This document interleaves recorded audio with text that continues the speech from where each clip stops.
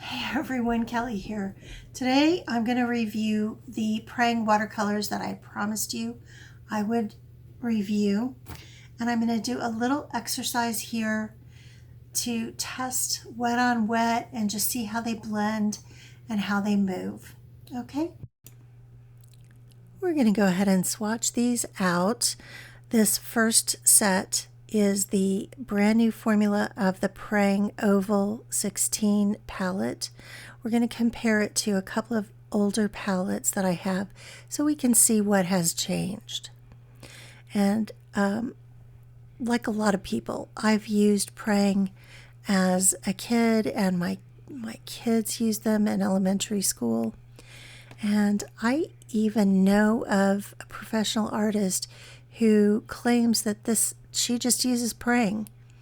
So I was thinking I might have a class or just a hobbyist, just like a for fun class, and I wanted some watercolors that everybody could afford and nobody would have qualms about buying.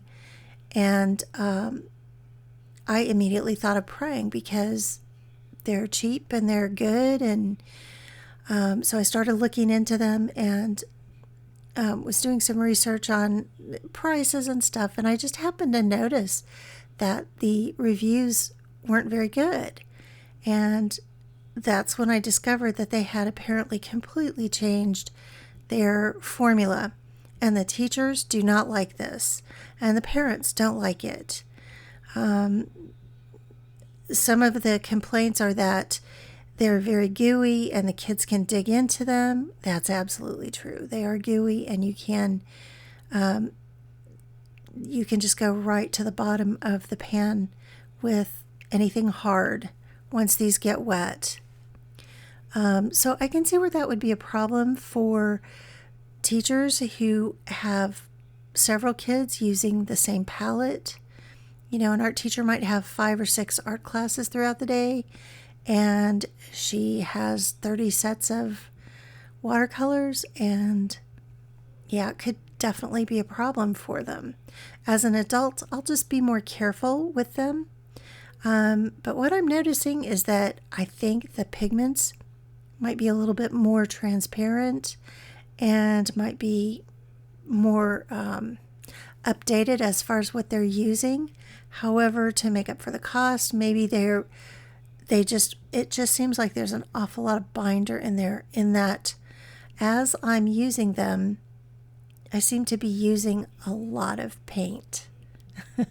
You know what I mean? Like when you start out painting, how much paint is in the pan when you start?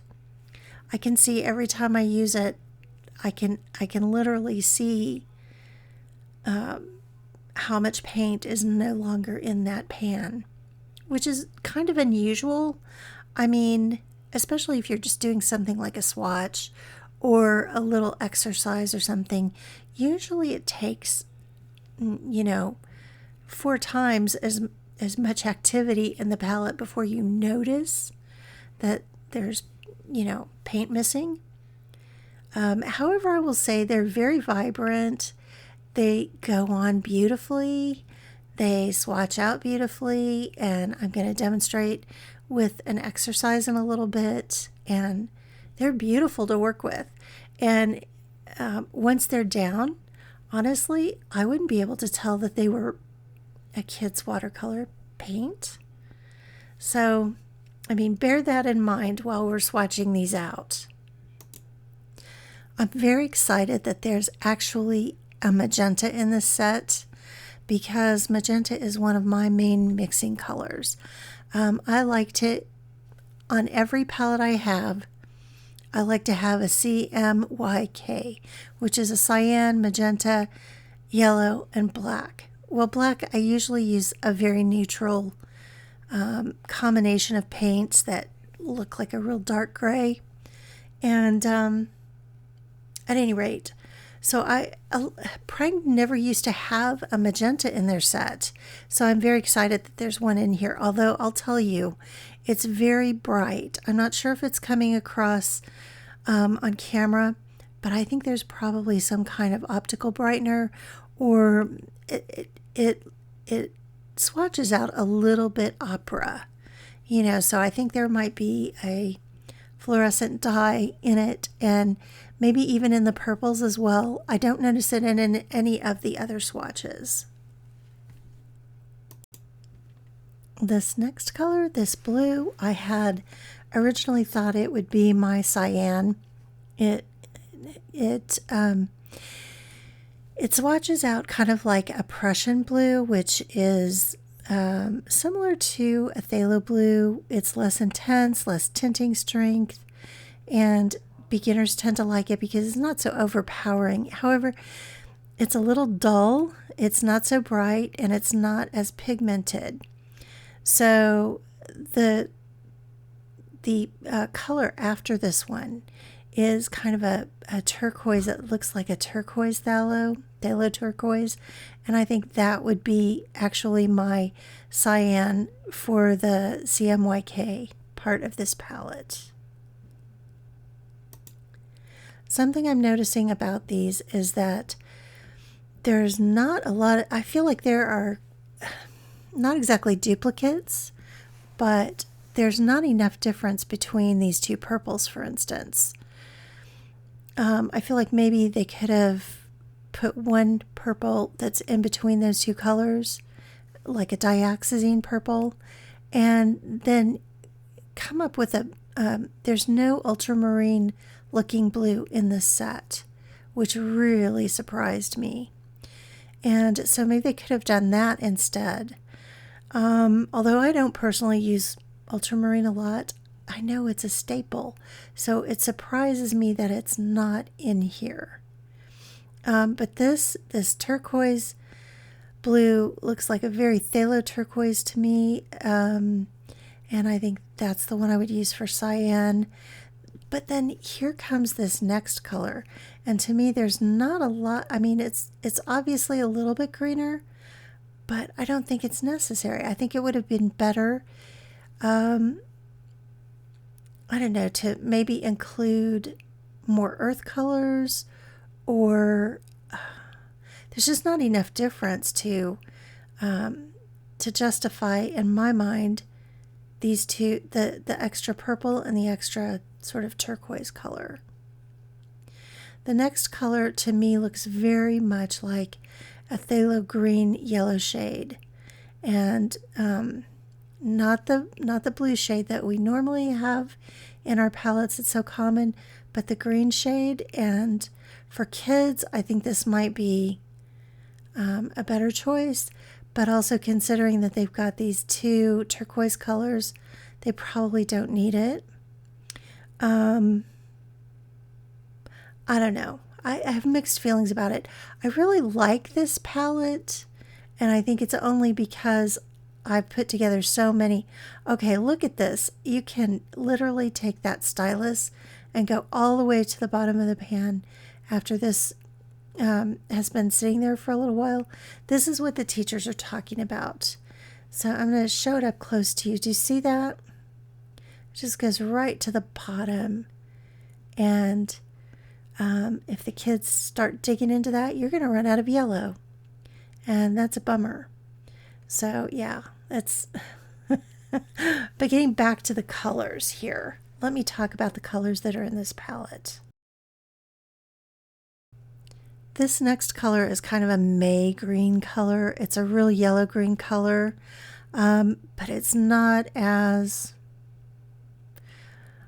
I think I like it. I like this color a lot. I think some people might not like it if they do a lot of botanicals and stuff, but I don't think it's not as, it's more earthy than a May green, but it's not as earthy as a sap green. I think you could make it a little more earthy by adding a little bit of orange to it, just a touch of it. We'll get into that and we'll see what we think about that. Then I want to talk about the black. This is the black. Does that look black to you? It's certainly not a neutral black. And the teachers and the parents absolutely hate this. To me, it's a perylene green. It looks very perylene green to me, which is a color I happen to like. But I would have preferred if they had taken one. I would like them to keep it because it's a color I love to use. But maybe instead of having two turquoises or two purples that are so close together, maybe take one of those and make a neutral black for the kids, you know? And this brown, usually they put a sort of burnt sienna looking brown in it. This is almost an umber. It's duller. It isn't as orange. It's maybe a little bit more red. I don't mind it. I don't mind it at all. But now this is just the this is the 16 colors in the brand new set. Now I'm going to swatch out what my son had 14 or 15 years ago in elementary school in 4th grade. And this is what I was expecting because to me, this is what Prang looks like. This is the Prang we all grew up with, okay? And as I was swatching all the other ones, that I have 3 more sets to swatch, they're very consistent in color. So it's just this new palette that is very different. I'm going to go ahead and talk through this one swatch of 8 colors.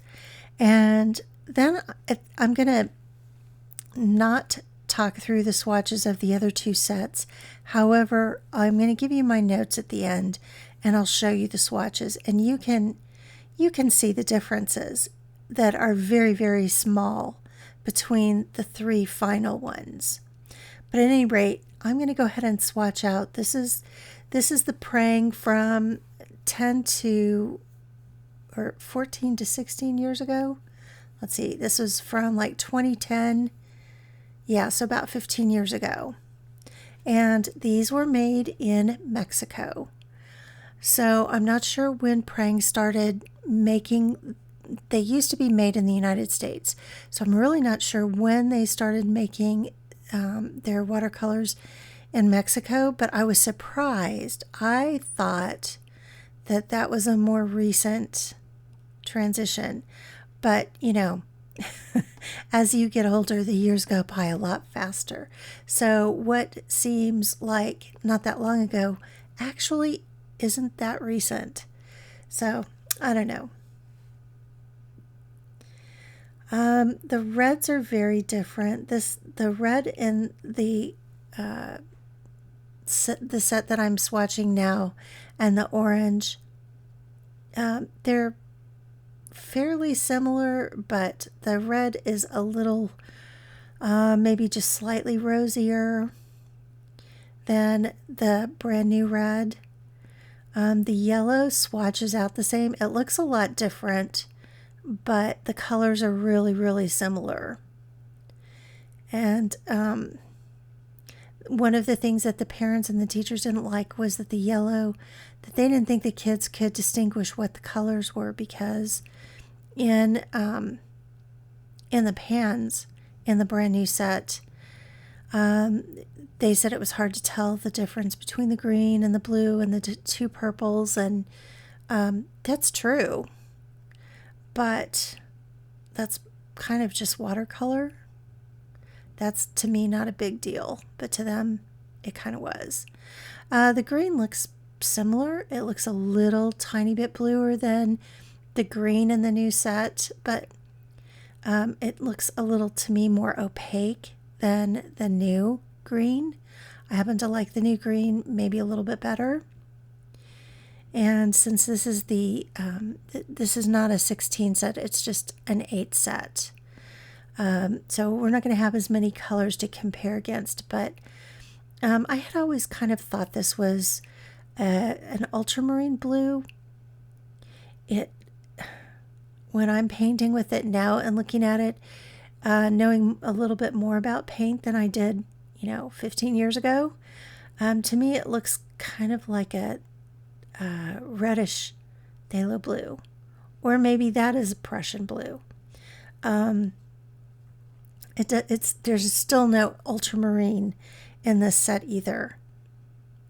And the purple in the old set looks very dioxazine purple to me. I mean, they should have kept this and only had one purple, even in the 16 set. I think they could have put a better selection of colors, because this purple looks like a combination of the two purples in the new set, and that would have been perfectly adequate, especially with the addition of the magenta.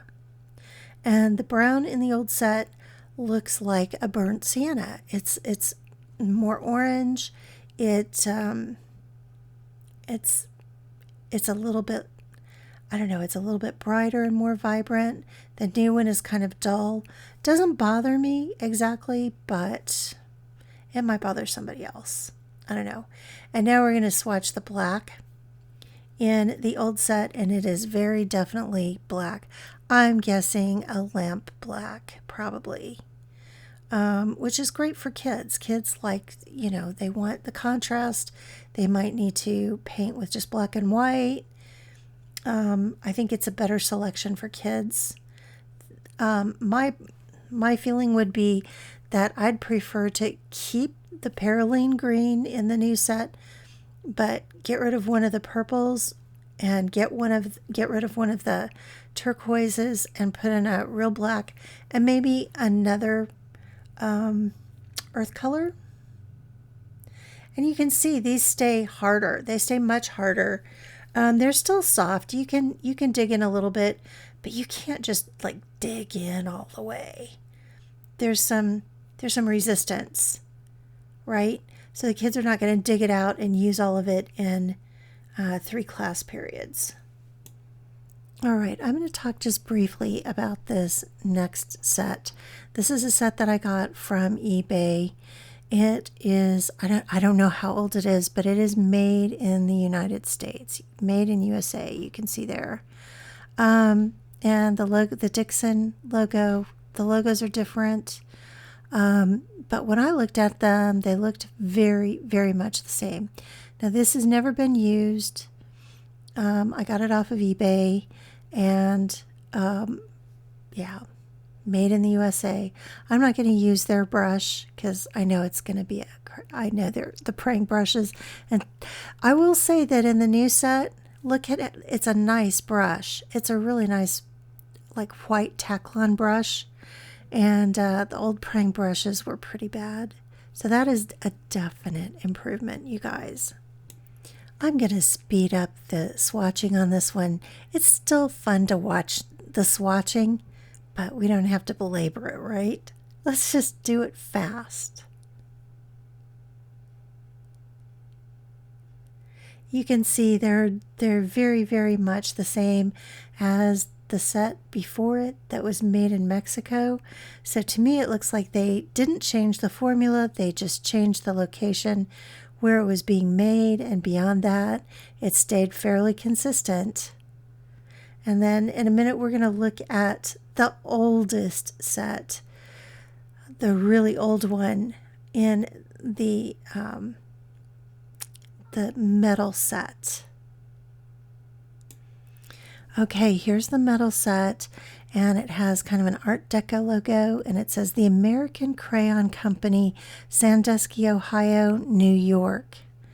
And these were definitely made in the United States, and they have their a metal case that they came in, and I have no idea how old these are. It also says in here, Old Faithful, right there. Isn't that cool?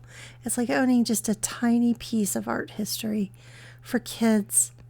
You know, it's kind of a neglected part of our history. And apparently, Prang, there was a guy named Prang in the Victorian era, and he wanted kids to have safe, good art supplies.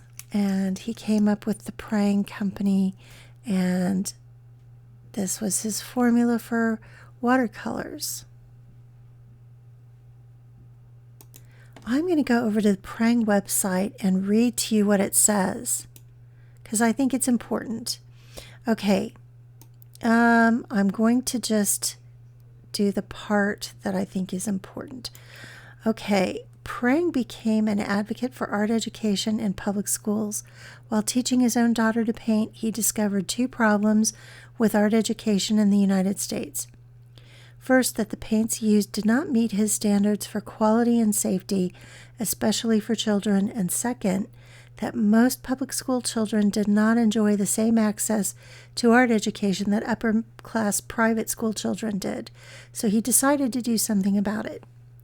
First, he developed his own formula for watercolor paints. They were bold, vivid, and most importantly, non-toxic. Second, he began advocating for wider access to art education for children. By the 1870s, Prang was publishing his own art education materials for use in schools. With the help of John S. Clark and Mary Dana Hicks, among others, Prang's campaign for art education began to pick up steam. By 1882, the Prang Educational Company was formed to supply schools with art materials and all the materials they would need to provide art education for children, even those as young as kindergarten. Thus, the Prang brand of art supplies we know and love today was born. That's pretty cool, isn't it? Now you know a little something about Prang watercolors and why I wanted to use them.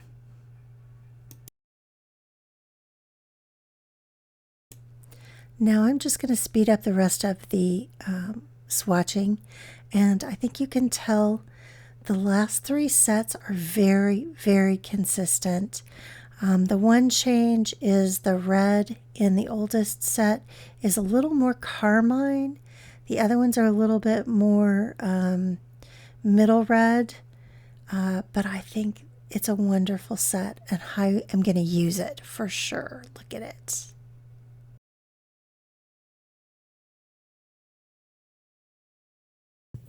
Okay, I want to share my final thoughts on this watercolor palette here. I like it. I think it's worthwhile for roughly 13 bucks, 14, 15 bucks. I think it's a great place to start for adults. I'm not sure I love it for kids because of just how gooey and easy it is for them to dig it out. I did a little exercise. I'm going to do another one for you guys. Unfortunately, I didn't record this. I thought I was recording it and I wasn't. But the video is kind of long anyway, so I'm going to do maybe a better themed exercise using these watercolors for you in the next video. I promise to have that in the next couple of days. But I think they're worthwhile. I think they're wonderful, with some caveats, you know. They're not perfect, but for the price, I think they're pretty good. Anyway, you guys, thanks a lot for being with me today, and please like and subscribe if you enjoyed this video, and I'll see you in the next one. Bye-bye.